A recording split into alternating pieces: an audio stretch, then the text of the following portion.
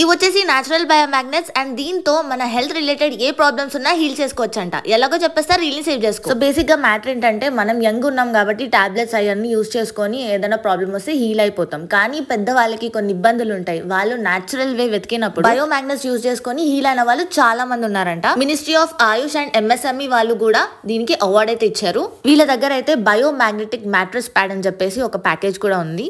Reel అయితే skip చేయకుండా చూడండి, మీకు ఎవరికైనా యూజ్ అవుతుంది పక్కా. సో చూసేద్దాం డీటెయిల్ ఇన్ఫర్మేషన్ కోసం. బయోమాగ్నెట్ అంటారు.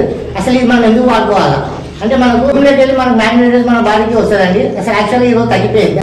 మ్యాగ్నెటిక్ మ్యాట్రిక్స్ అనేది ఈ బాటల్ చుట్టూ ఉంటుంది. ఇది ఒక వాటర్ మనం తాగడము, మనకి ఎగ్జామ్ అనేది ఒకటి ఉంటుందండి.